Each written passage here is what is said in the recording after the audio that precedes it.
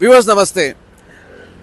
भारतीय निर्वाचन आयोग यानी इलेक्शन कमीशन ऑफ इंडिया के द्वारा रश्मि शुक्ला के ट्रांसफर का निर्देश महाराष्ट्र सरकार को कुछ घंटे पहले दे दिया गया और ये न्यूज़ अब पूरे भारत में टॉप की न्यूज़ है। लेकिन मेरी नज़र में अब ये न्यूज़ पुरानी हो चुकी है, क्योंकि उससे बड़ी चीज़ जो इस समय पूरे महाराष्ट्र के सामने वो ये है कि इसके मायने क्या है। इस आदेश के जो इलेक्शन कमीशन ने दिया है, इसके मायने अगर आप समझ लें तो आपको पूरा गेम समझ में आ जाएगा। और ये मायने बताने के लिए मैं जानबूझकर इस समय बीजेपी दफ्तर के सामने खड़ा हुआ हूं। इस न्यूज़ को अब लगभग 3-3.5-4 घंटे हो चुके हैं। बीजेपी से अभी तक कोई आधिकारिक इस पर बयान नहीं आया है, तो आपको डिटेल में इस चीज़ को समझना पड़ेगा। रश्मि शुक्ला के ऊपर जो 2 एफआईआर दर्ज हुई थी फोन टैपिंग मामले में, वो दोनों एफआईआर एक मुंबई में हुई थी, एक पुणे में हुई थी। और उन दोनों एफआईआर वाले केस में पुलिस ने सी समरी फाइल की थी और बॉम्बे हाई कोर्ट ने इन दोनों एफआईआर को क्वैश कर दिया था 2023 में, जिसके बाद उनकी नियुक्ति जो है 2 साल के लिए महाराष्ट्र सरकार में एज ए डीजीपी उन्हें नियुक्ति दे दी गई थी। उसके पहले वे डेप्यूटेशन पे महाराष्ट्र से बाहर थी। सी समरी रिपोर्ट का क्या अर्थ होता है? सी समरी रिपोर्ट में पुलिस को जब कोई तथ्य नहीं मिलते हैं और उन्हें यह पता नहीं चलता है कि केस सही है या गलत है, और प्राइमा फेसी उसमें कोई एक्शनेबल क्रिमिनल ऑफेंस नहीं दिखता है, तो उस केस में पुलिस सी समरी रिपोर्ट फाइल करती है। न्यायालय के ऊपर होता है वे उसे एक्सेप्ट करे ना करे। बॉम्बे हाई कोर्ट ने एक्सेप्ट करके रश्मि शुक्ला पर जो एफआईआर थी वो क्वैश यानी उन्हें खारिज कर दिया था। यानी टेक्निकली रश्मि शुक्ला फोन टेपिंग वाला जो मामला था उसमें क्लीन बाहर आ गई थी। तो अभी ऐसा क्या हुआ है? तो अभी ये हुआ है कि सितंबर में महाविकास आघाड़ी ने इलेक्शन कमीशन को as a one unit Mahavikas Aghadi ने इलेक्शन कमीशन के सामने अपनी बात रखी थी और ये कहा था कि रश्मि शुक्ला से उन्हें फेयरनेस की उम्मीद मुश्किल है और रश्मि शुक्ला बीजेपी की ओर बायस्ड है।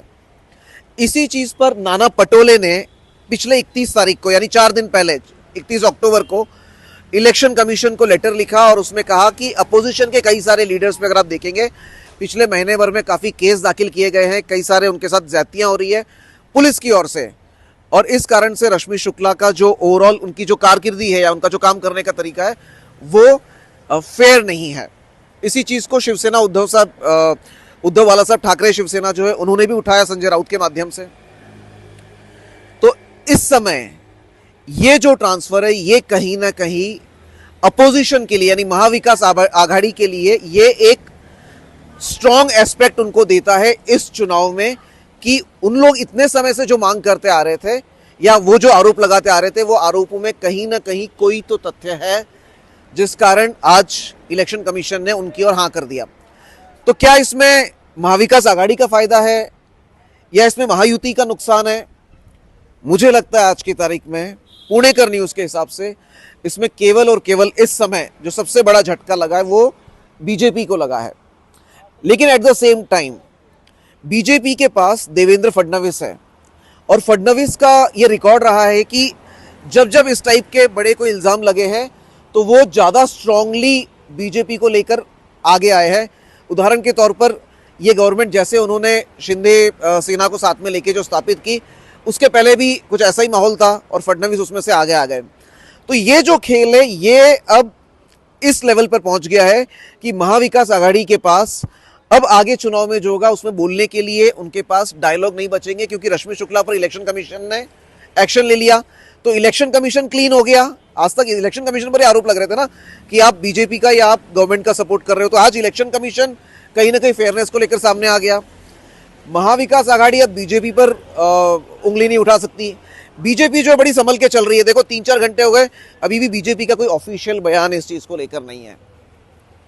बीजेपी के पास ये पॉजिटिव बात है कि जब कोर्ट ने जिसको क्लियर साबित किया है या जिस एफआईआर को क्वैश किया है तो वहां पर महाविकास आघाड़ी या अपोजिशन बीजेपी पर कैसे आरोप लगा सकता है।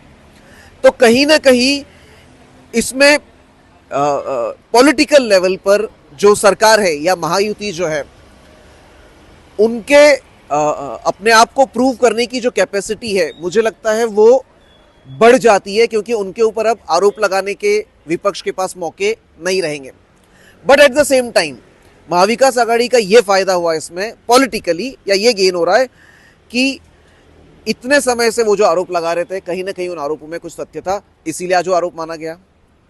लेकिन सबसे बड़ी क्वेरी या सबसे बड़ा इश्यू मेरी नज़र में इलेक्शन कमीशन के सामने बचता है, क्योंकि ये जो उन्होंने एक्शन लिया है, ये अभी लिया, तो फिर ये एक्शन लोकसभा के समय क्यों नहीं लिया गया? उस समय भी तो हो सकता था ना। क्या उस समय आरोप नहीं लगे थे? या फिर अचानक इलेक्शन कमीशन को ऐसा क्या हुआ कि उस समय जब आरोप लगे तो छोड़ दिया गया, इस समय आरोप लगे तो एक्शन हो गया? सारे पॉलिटिकल खेल में कहीं ना कहीं दिक्कत हुई तो वो आईपीएस ऑफिसर के साथ।